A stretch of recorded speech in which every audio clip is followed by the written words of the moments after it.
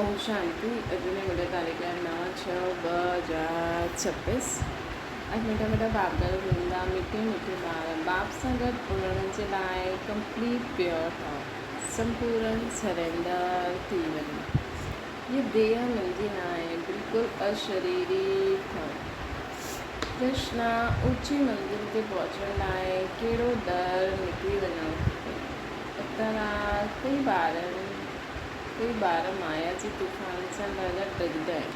चवंदा आहिनि बाबा तूफ़ान ॾाढो हैरान कंदा आहिनि, हिननि खे रोको। बाबा चवंदा आहिनि ॿार ही तव्हांजी बॉक्सिंग आहे। हिन बॉक्सिंग में बि ईअं न कि हिकु ई और सां वार थींदो आहे। अगरि हिकु 10 थप्पड़ मारंदो आहे त ॿिया 5 ज़रूरु मारंदो। हिन करे तव्हांखे डिॼणो न आहे, महावीर ठही विजयी ठहिणो आहे, तॾहिं ऊची मंज़िल ते पहुची सघो। गीता धरती आया आहियूं कसम वठी करे। ओम शांति। ॿारनि गीत ॿुधियो? ज़रूरु गीत में कोई रहस्य भरियल हूंदो जो रिकॉर्ड ख़रीदे करे बाबा वेही हिननि जो अर्थ सम्झाईंदा आहिनि। इनखे चइबो आहे जीते जी मरी करे बाप जो ठहिणु। बाप जो ठहिण खां पोइ टीचर जो ठहिणो आहे। टीचर खां पोइ मेजॉरिटी गुरु कंदा आहिनि। क्रिश्चन माण्हुनि खे बि जॾहिं ॿार पैदा थींदो आहे त क्रिश्चनाइज़ कंदा आहिनि, गुरु जी गोद में वञी करे ॾींदा आहिनि। पोइ पादरी हुजे या कोई बि हुजे, पादरी त क्राइस्ट न थियो न, चवंदा हिननि जे नाम ते असां क्रिश्चन ठहींदा आहियूं। हाणे तव्हां ॿार पहिरियों बाप जा ठहींदा आहियो, अशरीरी ठहींदा आहियो। असांजो तन मन धन जो कुझु आहे उहो बाबा खे अर्पण कंदा आहियूं। जीते जी मरंदा आहियूं अर्थात असां आत्मा उन्हनि जा ठहींदा आहियूं। इहे बुद्धि में रहणो आहे। जो बि मुंहिंजी वस्तु आहे, मुंहिंजो शरीर आहे, मुंहिंजो धन दौलत संबंधी आदि जो कुझु आहे, सभु कुझु भुलिजणो आहे। मरण पोइ सभु कुझु भुलिजंदा आहियूं। केतिरी वॾी मंज़िल आहे। असां अशरीरी आत्मा आहियूं, इहो पको करिणो आहे। ईअं न तव्हां शरीर छॾे ऐं मरी वेंदो। आत्मा कंप्लीट पवित्र थोरी थी आहे। भले बाप जो ठहिया आहियो, परंतु बाबा चवंदा आहिनि तव्हांजी आत्मा अपवित्र आहे। आत्मा जो पंख टुटिजी आहिनि, हाणे आत्मा उड़ी न सघंदी आहे। तमो प्रधान थियण जे कारण हिकु बि मनुष्य वापसि न वञी सघंदो आहे। माया हिकदमि पंख तोड़े छॾंदी आहे। बाबा सम्झाईंदा आहिनि आत्मा सभिनि खां तिखी वेंदी आहे, उन्हनि सां तिखी चीज़ कोई हूंदी न आहे। आत्मा सां कोई पहुची न सघंदो। आत्मा जेतिरी तिखी बि कोई चीज़ न आहे कि आत्मा खां पहिरियों कोई पहुचे। पिछाड़ी में मच्छरनि सां दृश्य सभु आत्मायूं भॼियूं। चइबो बि आहे न, ॾाढो दूर सूर्य चांद खां बि पार, हुतां खां पोइ लौटणो न आहे। उन्हनि रॉकेट आदि जो वञी करे पोइ लौटे ईंदा आहिनि। सूर्य ताईं त पहुची न सघंदा आहिनि। तव्हांखे त हुननि खां बि परे वञिणो आहे। सूक्ष्म वतन सां मथे मूल वतन में वञिणो आहे। आत्मा खे पंख मिली वेंदा आहिनि। हिसाब किताब करे चुक्तू करे आत्मा पवित्र ठही वेंदी आहे। क़यामत जे समय जी महिमा ॾाढी लिखियलु आहे न। सभी आत्माउनि खे हिसाब किताब चुक्तू करे वञिणो आहे पंहिंजे घर। हाणे त सभु आत्मायूं मेरियूं आहिनि, पाप आत्मा आहिनि। भल वॾा गुरु साधु सन्यासी आदि आहिनि, सम्झंदा आहिनि असां गुरु आहियूं। अहम ब्रह्मस्यम चवंदा आहिनि। अहम ब्रह्मोहम, असां ब्रह्म में पहुची विया आहियूं। हाणे वेठा त हिते आहिनि, ब्रह्म में पोइ काॾे पहुची वेंदा। हाणे तव्हां ॼाणंदा आहियो असां आत्मा आहियूं, ब्रह्म में रहण वारी आहियूं, परंतु हाणे हुते कोई बि वञी न सघंदो आहे। सभु आत्मायूं हिते पुनर्जन्म वठंदियूं आहिनि। इहे बेहद जो ड्रामो, सभु एक्टर्स खे पार्ट वॼाइण हिते अचिणो पवंदो ज़रूरु आहे। सभिनि जी आत्मायूं स्टेज ते आयूं आहिनि। जॾहिं विनाश जो समय थींदो त सभु अची वेंदा, हुते रही करे छा कंदा। एक्टर्स बिगैर पार्ट वॼाए घर में थोरी वेठी हूंदी, नाटक में ज़रूरु अचिणो पए न। हुतां खां जॾहिं सभु हली वेंदा तॾहिं बाबा सभिनि खे वठी वेंदा। जॾहिं परमधाम पूरो ख़ाली थी वेंदो तॾहिं बाबा सभिनि खे वठी वेंदा। बाबा चईंदा आहिनि मां भल हिते आहियां त बि आत्मायूं ईंदी रहियूं आहिनि, वृद्धि खे पाईंदी रहियूं आहिनि। नंबरवार आहिनि पोइ तव्हां वेंदव बि नंबरवार। सॼो तव्हांजी अवस्था ते मदार आहे, इन करे तव्हांखे मर्ज़ीवार ठहिणो। असां आत्मा ई आहियूं, निश्चय करणु महिनत आहे। ॿार घड़ी घड़ी देह अभिमान में अची करे भुलिजी वेंदा आहिनि। देही अभिमानी तॾहिं रहनि जॾहिं कंप्लीट सरेंडर थी वञे। बाबा इहे सभु तव्हांजो आहे, मां बि तव्हांजो आहे। इहा देह जीअं की असांजी आहे न, इनखे बि मां छॾे ॾींदो आहियां। बाबा मां तव्हांजो आहे। बाबा चईंदा आहिनि मुंहिंजो ठही ऐं सभिनि सां ममत्व मिटायो। बाक़ी हीअं न की हिते अची करे वेही रहणो आहे।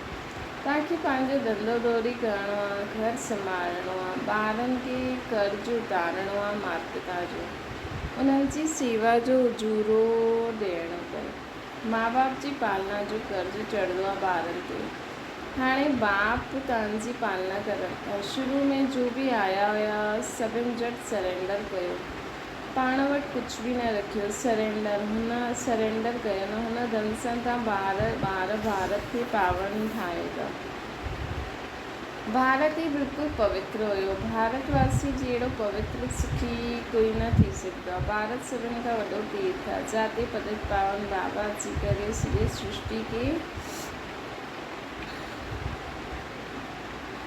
सृष्टि खे पतित खां पवित्र ठाहींदा आहिनि, पूरी सृष्टि खे। हाणे तत्ववादी सभु दुश्मन आहिनि। अर्थक्वेक थींदी, तूफ़ान लॻंदा, शिव जी तमो प्रधान आहे न। नेचुरल क्लैमिटीज़ ईंदियूं, ॾाढो दुख ॾींदा आहिनि। हिन समय सभु दुख जी चीज़ूं आहिनि। सतयुग में सभु सुख जी चीज़ूं हूंदियूं। हुते तूफ़ान व गरम वायु आदि कुझु न हूंदी। तव्हां बि इहे ॻाल्हियूं ॾाढा थोरा सम्झंदा आहिनि। अॼु आहिनि कल्ह न आहिनि। तव्हां चईंदा कुझु न सम्झो, भले हिते ईंदा आहिनि, परंतु सभु क़ाइमु थोरी रहंदा आहिनि। हितां खां विया 10 ॾींहं पोइ समाचार लिखंदा आहिनि बाबा फलाणे खे माया खाई छॾी। ईअं थींदो आहे। नंढा फूल वॾा थींदा आहिनि, उन्हनि में फल अची विया। उन्हनि मां पोइ ॿियनि खे आपसमान ठाहिण जी ताक़त रहंदी आहे, उन्हनि जो फल निकिरंदो आहे। बाप जो ठहियो पोइ प्रजा बि ठाहिणी, वारिस बि ठाहिणो। पंडा ठही बाप वटि अचो। बसि असां पहुची वियासीं न, मंज़िल वॾी आहे। मतिलबु मधुबन में पहुचणु, सेंटर ते पहुचणु, मुरली ॿुधणु, इहे सभु त ठीकु आहे, लेकिन मंज़िल ॾाढी ऊची आहे। माया जे तूफ़ान ॾाढा ईंदा आहिनि। तव्हां बाप जा ठहिया हो, तूफ़ान त ईंदा न। चईंदा आहिनि बाबा असां तव्हांजा हुयासीं, तव्हां खां वरसो वठो, पोइ पुनर्जन्म वठंदे 84 जन्म पास कया, पोइ अची करे तव्हांजा ठहिया। मां त तव्हां खां वरसो वठी करे छॾंदमि। त अहिड़ो बाप खे केतिरो यादि करिणो पए, आपसमान ठाहे फल ॾियणो पए, न त माला कीअं ठहींदी। बाबा जो वारिस कीअं ठाहींदव। प्रजा बि खपे, वारिस बि खपे जो गद्दी ते बि। बाबा वटि त ॾाढा ईंदा आहिनि, पोइ फारकती ॾेई छॾींदा आहिनि। बुद्धि जो योग टुटियो त खेल ख़तमु। कई बार बाबा वटि अची करे पुछंदा आहिनि बाबा अवस्था खे कीअं जमायूं, कोई तूफ़ान न लॻे, हिन जो रास्तो त ॿुधाईंदा ई रहंदा आहिनि। बाबा खे यादि करो, तूफ़ान त लॻंदा। बॉक्सिंग में हीअं कॾहिं ॾिठो आहे छा जो हिकु ई थप्पड़ खाईंदो रहे। ज़रूरु ॿिए में बि हिमत हूंदी। 5 थप्पड़ अगरि हिकु लॻाईंदो त 10 ॿियो लॻाईंदो। इहा बॉक्सिंग आहे। बाबा खे यादि कंदा रहो त माया भॼंदी वेंदी, परंतु फट सां त न थींदो न। माया सां कुश्ती लड़णी आहे। ईअं न सम्झो माया थप्पड़ न मारदी, बस कोई बि हुजे, वॾी बॉक्सिंग आहे। ॾाढा डरजी वेंदा आहिनि। माया हिकदमि नक में दम करे ॾींदी आहे। युद्ध स्थल आहे न। बुद्धि योग लॻाइण में माया वॾा विघ्न विझदी आहे। महिनत सॼी योग में आहे। बस बाबा चईंदा आहिनि ज्ञानी तू आत्मा मूंखे प्रिय आहे, परंतु ईअं न सिर्फ़ु ज्ञान ॾियण वारा प्रिय आहिनि, पहिरियों त योग पूरो खपे। बाप खे यादि करिणो आहे, माया जे विघ्ननि सां डिॼणो न आहे। विश्व जो मालिक ठहींदा आहियो, सभु ठहींदा 16,108 जी माला त ॾाढी वॾी आहे।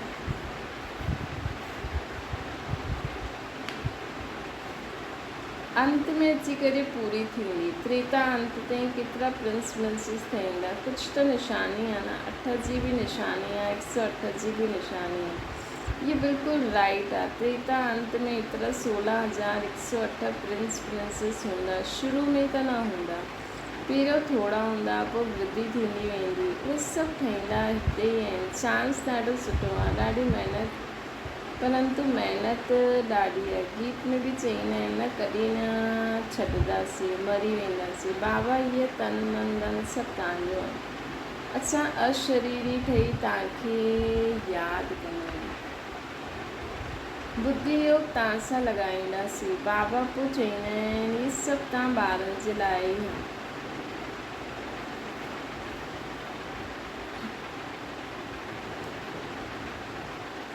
ॿार चईंदा आहिनि बाबा इहो सभु कुझु तव्हांजो आहे। चईंदा आहिनि इहे सभु भॻवानु ॾिनो आहे। हाणे बाबा प्रैक्टिकल में बाबा ई त ॾिनो आहे न। इहो ज्ञान काल में त ईअं चई छॾंदा हुआसीं, हाणे सम्झूं था। हाणे बाबा चईंदा आहिनि इहे सभु ख़त्म थी वञिणो आहे। तव्हां वटि छा आहे? इहे शरीर बि ख़तमु थी वियो, इहे शरीर बि ख़तमु थी वियो। हाणे मां पोइ तव्हांखे बदिली करे ॾिनो आहे, सिर्फ़ु एक्सचेंज कंदा आहिनि। त बाबा चईंदा आहिनि ॿार अशरीरी ठहो, मूंखे यादि करो, बुद्धि सां सभु कुझु सरेंडर करो। राजा हरिश्चंद्र जी बि कथा आहे न, चई अमानत रखो। बाबा चईंदा आहिनि सभु शास्त्र आदिनि जो सार तव्हांखे मां सम्झाईंदो आहियां। मां ई तव्हांखे ब्रह्मा मुख द्वारा राजा रानी ठाहियो हुयो, पोइ हाणे ठाहींदो आहे। कॾहिं बि मनुष्य खे गीत ॿुधाए राजयोग सिखलाए राजा रानी न ठाहे सघंदा आहिनि। गीता, पोइ गीता ॿुधण सां छा फ़ाइदो? बाबा चईंदा आहिनि मां ख़ुदि कल्प अची करे तव्हांखे स्वर्ग जो मालिक ठाहींदा। असांजा ठहींदव तॾहिं त वारिस ठहींदव, त जेतिरो योग में रहंदा ओतिरो शुद्ध ठहींदा आहियूं। बाबा इहे सभु कुझु तव्हांजो आहे। असां त ट्रस्टी आहियूं, तव्हांजे हुकुम बग़ैर असां कुझु बि न कंदासीं।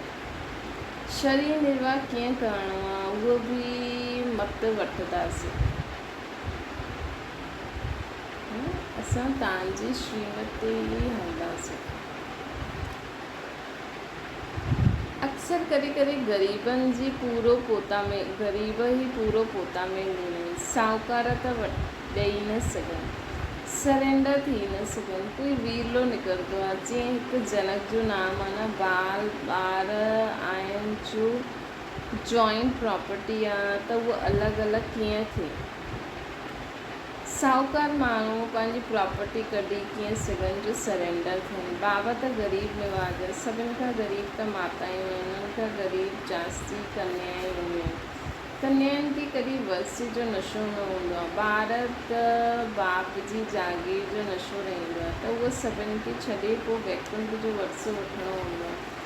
दान हमेशह ग़रीबनि खे कबो आहे। भारत सभिनि खां ग़रीब आहे, अमेरिका ॾाढो साहूकार आहे, उन्हनि खे वरसो ॾींदा छो?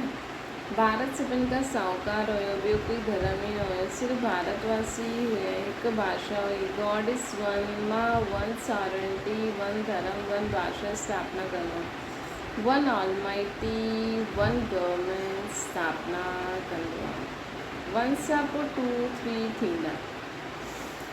हाणे केतिरा धर्म आहिनि, पोइ ज़रूरु वन धर्म में अचिणो पए। वन धर्म अचिणो पए। 5000 वर्ष जी त ॻाल्हि आहे, वन धर्म हुयो। वन धर्म विद्वाननि सत्युग जी आयु लाखों वर्ष लॻाए छॾी आहे। सम्झंदा न आहिनि सत्युग छा हूंदो आहे। सम्झंदा आहिनि स्वर्गवासी इहो शायदि मथे हलियो। श्री देलवाड़ा मंदिर में स्वर्ग छत ते ॾेखारींदा आहिनि त मनुष्य मुंहिंजी आहिनि। वास्तव में स्वर्ग कोई मथे न आहे। तव्हां हाणे ॼाणंदा आहियो। बाबा वटि वञी करे पोइ हिते अची करे राज कंदासीं। ये ज्ञान बुद्धि में रहणो खपे। जो कोई खे सम्झाए सघूं। कचनि की त माया चेरिया खाई सघंदी आहे, इन करे फोटो बि मंगवाए ॾींदा आहिनि, रजिस्टर रखे छॾींदा आहिनि। बाबा वटि समाचार ईंदा आहिनि, फलाणे हिकु ई अहिड़ो ज्ञान जो तीर मारे जो मां बाबा जो शास्त्रनि में लिखियलु आहे कुमारनि द्वारा बाण मरवायो। अरे बाबा खे छो भुलिजंदा आहियो? इन्हनि खे ज्ञान बाण चइबो। सिर्फ़ु बाप जी यादि दिलाइणी आहे, बाक़ी कोई हिंसक बाण जी ॻाल्हि न आहे। बाबा चईंदा आहिनि, मां ब्रह्मा मुख सां सभु शास्त्रनि जो राज़ तव्हांखे सम्झाईंदो आहे। ब्रह्मा त ज़रूरु हिते हुजिणो खपे न। उन्हनि पोइ विष्णु जी नाभि कमल सां ब्रह्मा लिखायो। ॼाण त कुझु न आहे, मनुष्य खे त जो आयो सो करे ॾिनो। गंदगी त ॾाढी आहे, बुद्धि सिद्धि वारा बि ॾाढा थी विया आहिनि। सच जॾहिं निकिरंदो त कूड़ा उन जे सामनो कंदा। सच जॾहिं निकिरंदो आहे त कूड़ो उन्हनि जो सामनो कंदा आहिनि। हाणे तव्हां सम्झंदा आहियो कि शिव बाबा निराकार आहे, ये ब्रह्मा साकार आहे, बाक़ी नाभि आदि की त कोई ॻाल्हि ई न आहे। अच्छा मिठी मिठी सिकी लॻे ॿारनि प्रति माता पिता बाप दादा जो यादि प्यार और गुड मॉर्निंग। रूहानी बाप जी से सभिनी रूहानी ॿारनि खे नमस्ते। असांजी बि रूहानी माता पिता बाप दादा खे यादि प्यार गुड मॉर्निंग और नमस्ते। धारणा जे लाइ मुख्य सार, हाणे ज्ञानी तूं आत्मा ठहिणो आहे। सिर्फ़ु ज्ञान ॿुधाइण वारो न, यादि जी महिनत करणी आहे। अशरीरी थी करे अशरीरी बाप खे यादि करिणो आहे। ॿियो आहे बाप जो ठही करे ॿिया सभु ॻाल्हियुनि सां ममत्व मिटाए छॾियो। ये देह बि मुंहिंजी न आहे, पूरो देही अभिमानी थी कंप्लीट सरेंडर थियणो आहे। वरदाना मास्टर ऑलमाइटी अथॉरिटी जी सीट ते सेट रहण वारा सहज ऐं सदा जी योगी ठहो। जीअं कि मशीनरी खे सेट कबो आहे त हिकु बार सेट करण सां ऑटोमेटिकली हलंदी रहंदी आहे। हिन रीति सां मास्टर ऑलमाइटी अथॉरिटी जी स्टेज स्वयं खे हिकु बार सेट करे छॾियो, पोइ कॾहिं कमज़ोरी जा शब्द न निकिरंदा। हर संकल्प शब्द व कर्म हुन सेटिंग प्रमाण ऑटोमेटिकली हलंदा रहंदा। ये सेटिंग सहज ऐं सदा जे लाइ कर्मयोगी निरंतर विकल्प समाधि में रहण वारी सहज योगी ठाहे छॾी। मां मास्टर ऑलमाइटी अथॉरिटी आहियां।